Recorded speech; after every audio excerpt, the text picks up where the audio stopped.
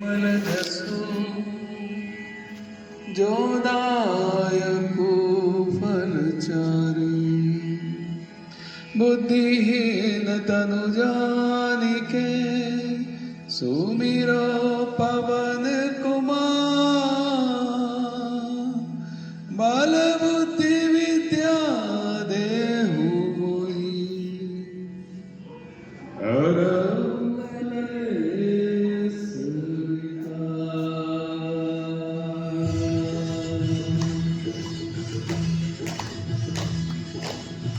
जय हनुमान ज्ञान गुण सागर जय कपीस तिहु लोक उजागर रामदूत अतुलित बलधामा अजय भूत पवन सुत नामा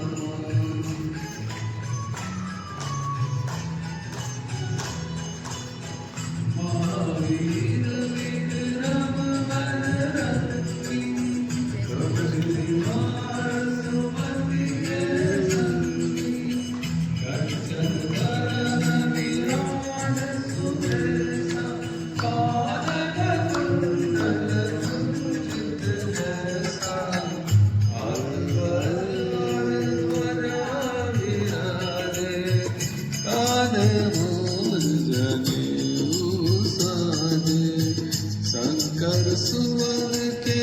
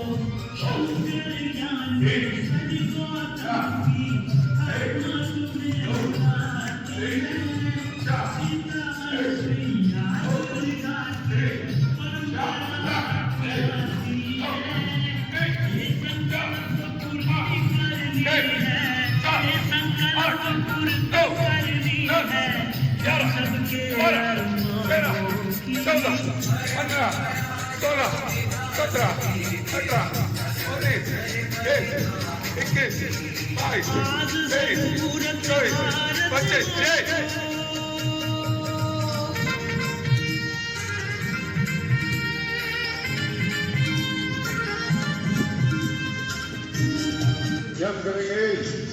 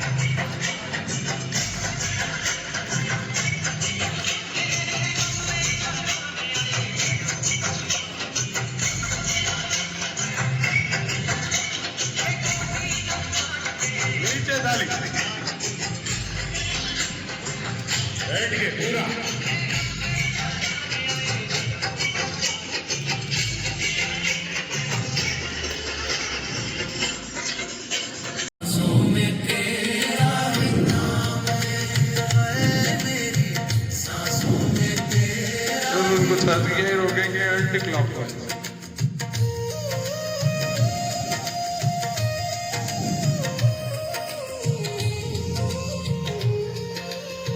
कलर को राइट लेफ्ट लेंगे धीरे धीरे।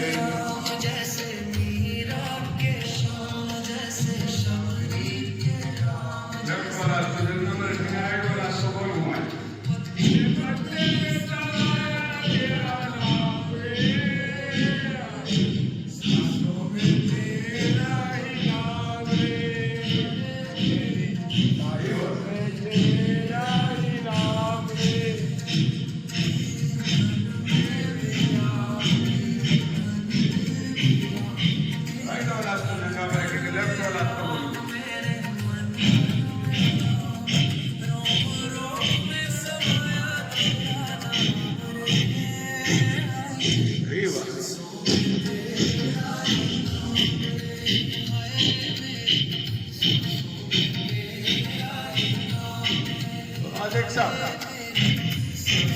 सारे जहां से अच्छा हम बोले कौन से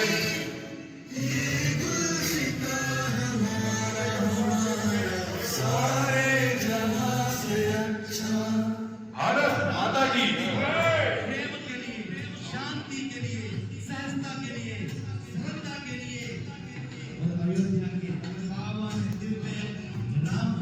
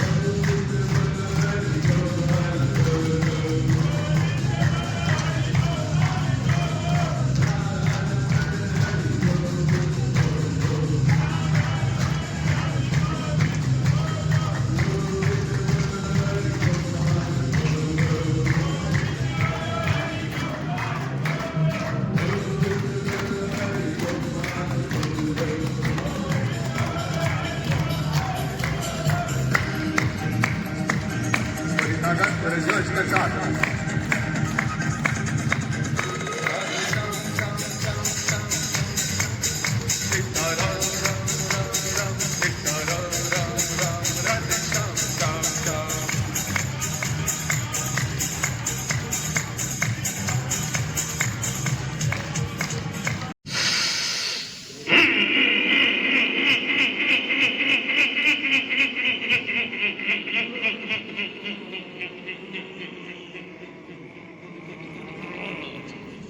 एक बार और लंबी गहरी सांस।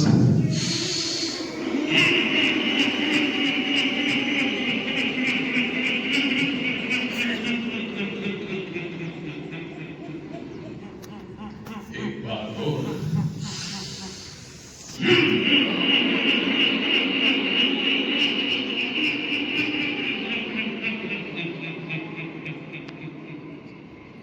चलिए अगला प्रयोग टैपिंग। सिर को टैप करेंगे आगे और पीछे से जोर से, नी जॉइंट से जर्क देंगे।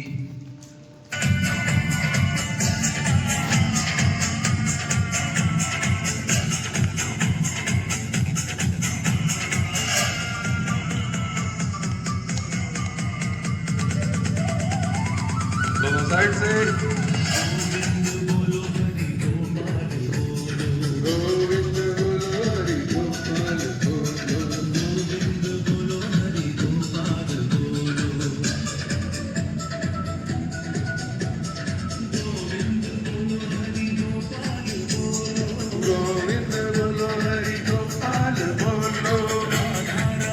को मजबूत बनाने वाला आसन।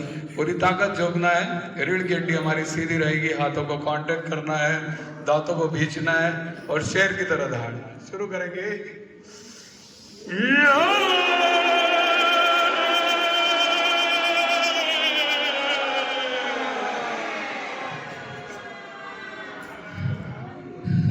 हमारे लायंस क्लब के साथी भी यहाँ पर हैं, दिनेश कुमार जी। आगे ही अपने लायन लगाते हैं, देखते हैं लायन की तरह दहाड़ पाते हैं कि नहीं। चलिए शुरू करते हैं। लंबी सांस।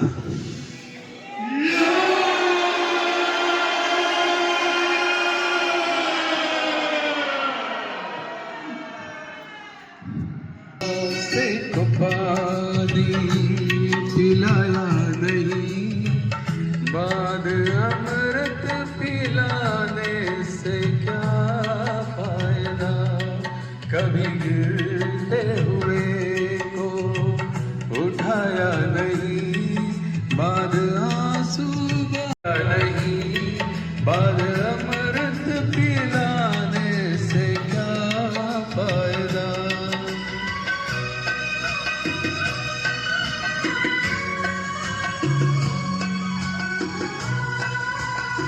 ये कर्मों का सारा खेल है, लौट कर तो आएगा। जो आज तुम्हें रुला रहा है, कल उसको और कोई रुलाएगा।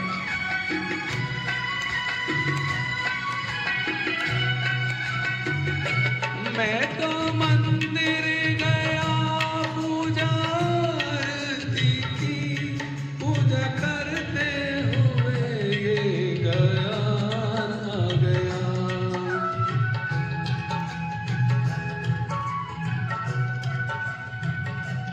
मैं तो मंदिर गया, पूजा आरती की, पूजा करते हुए ये ख्याल आ गया।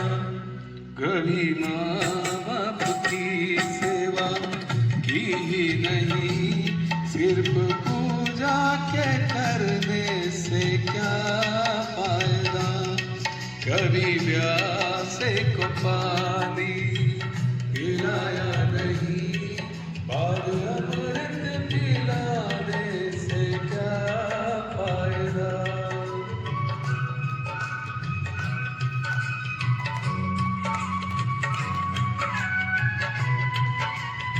ये सब जानते हैं अपने अपने कर्मों का खेल, वरना माँ गंगा के किनारे ऐसी भीड़ नहीं होती।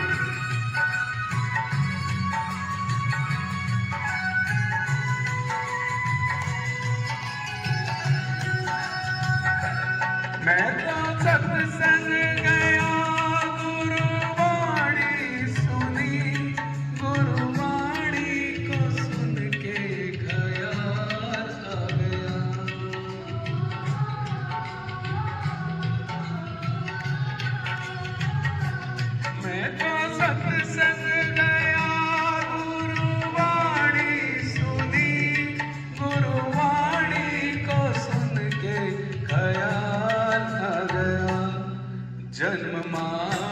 मानव तले के दयानंद फिर मानव कहला कि क्या फायदा कभी प्यास पिलाया नहीं अमृत पिलाने से क्या फायदा।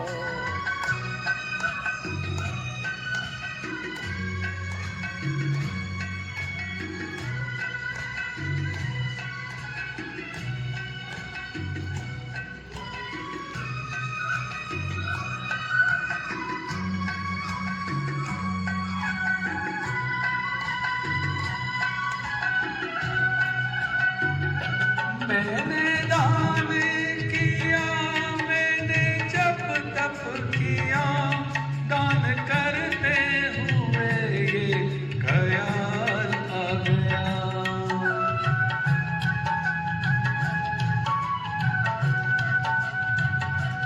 मैंने दान किया, मैंने जप तप किया, दान करते हुए ये ख्याल आ गया। कभी भूखे को भोजन कराया नहीं, दान लाखों का करने से क्या फायदा। कभी प्यासे को पानी पिलाया नहीं, बाद अमृत पिलाने से क्या फायदा।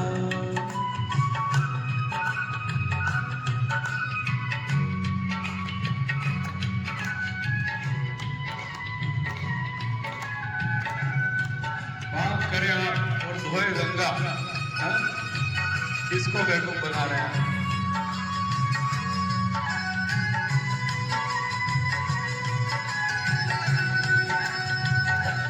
गंगा नहाने हरिद्वार काशी गया, गंगा नहाते ही मन में ख्याल आ गया।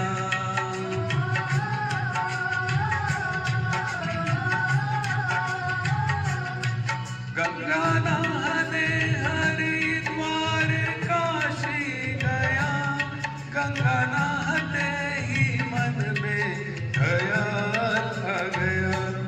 तन को धोया मगर मन को धोया नहीं, फिर गंगा नहाने से क्या फायदा।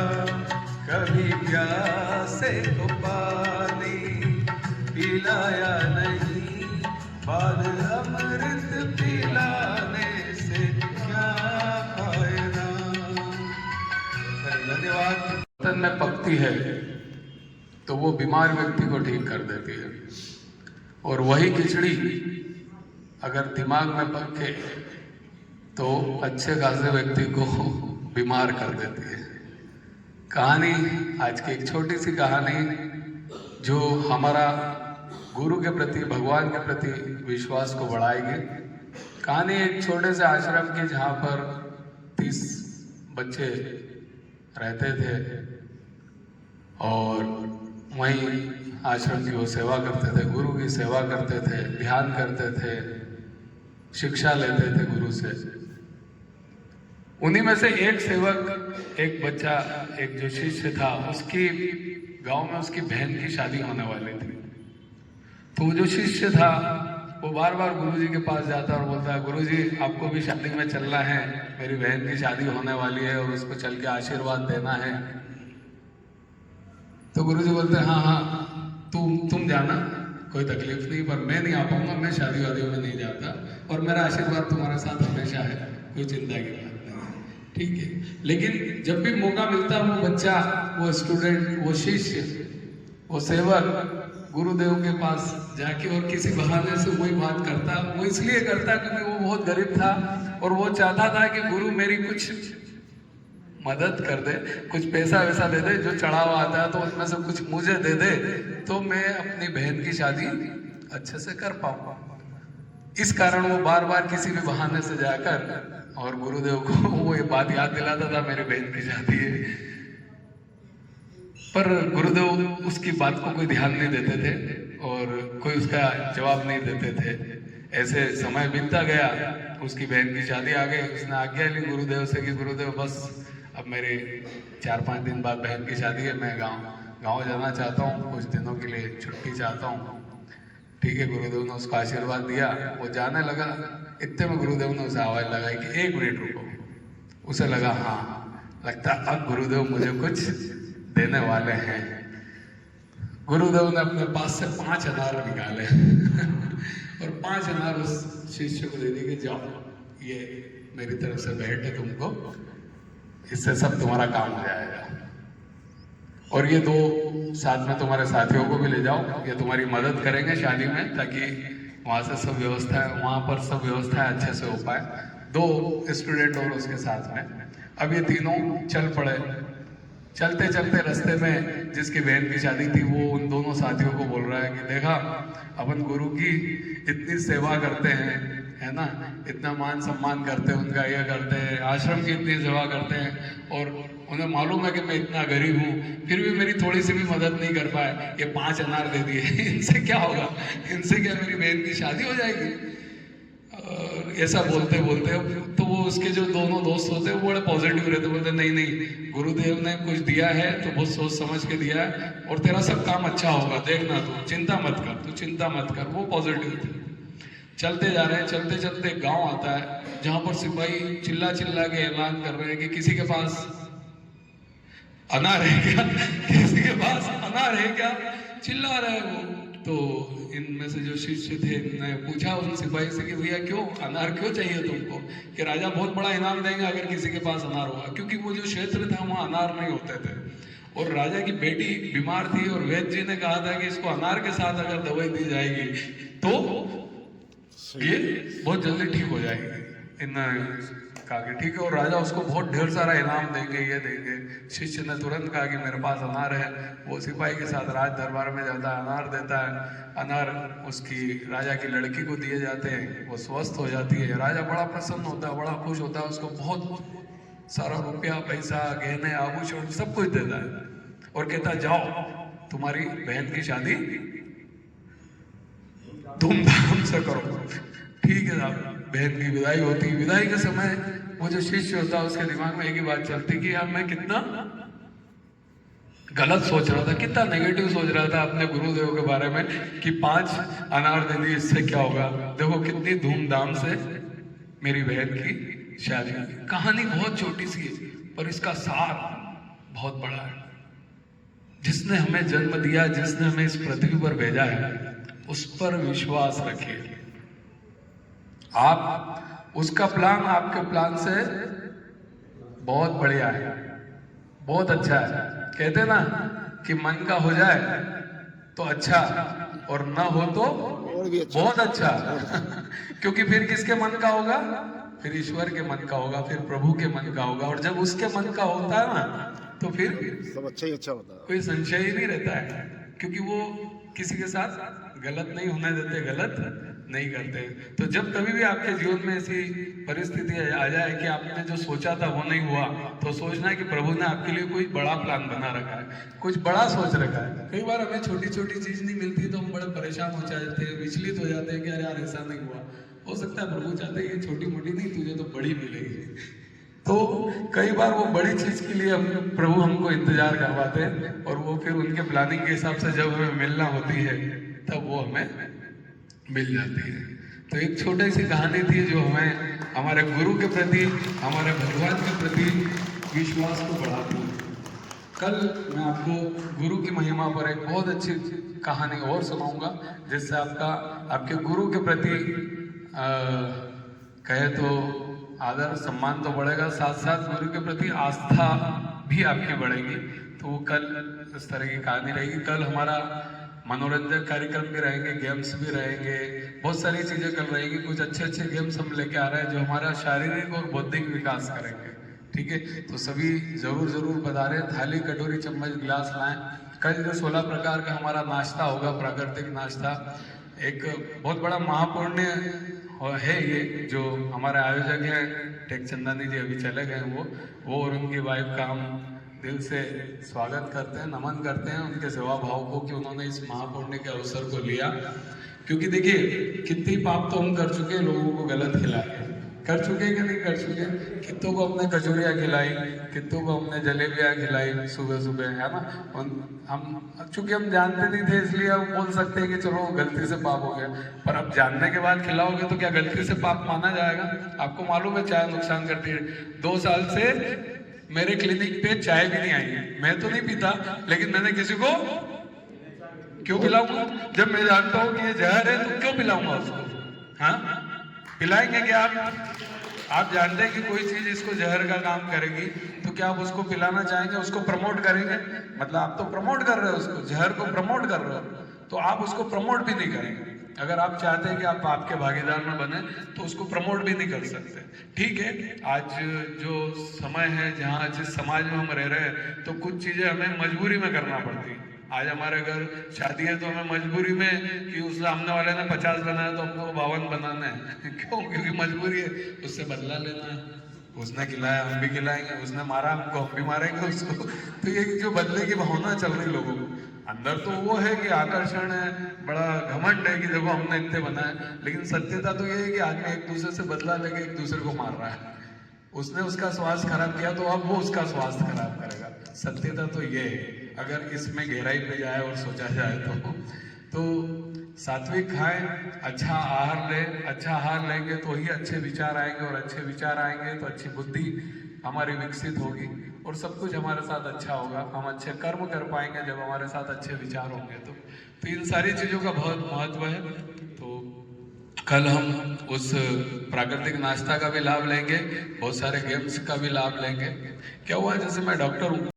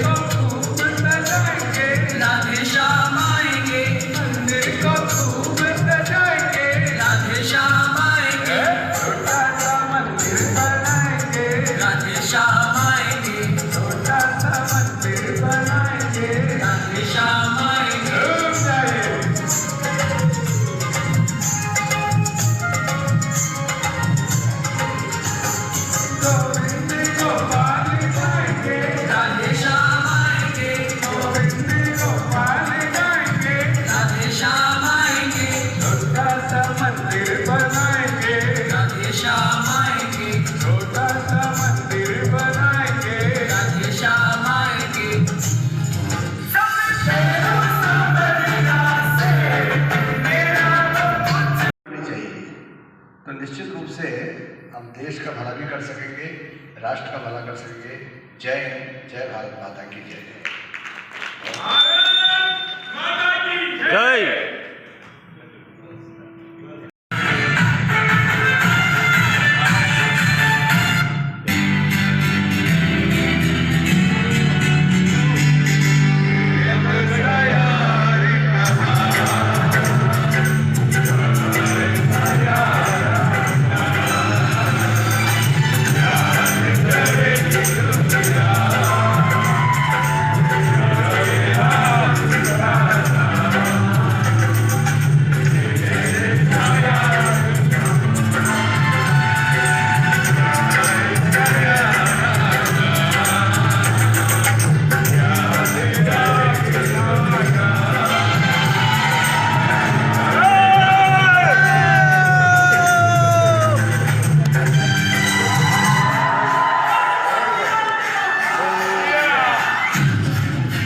हम वक्त बदल देंगे, जज्बात बदल देंगे। हम वक्त बदल देंगे, जज्बात बदल देंगे। जो बुरी लगी दिल को, जो बुरी लगी दिल को, हर बात बदल देंगे। हम वक्त बदल देंगे, जज्बात बदल देंगे। हम वक्त बदल देंगे, जज्बात बदल देंगे।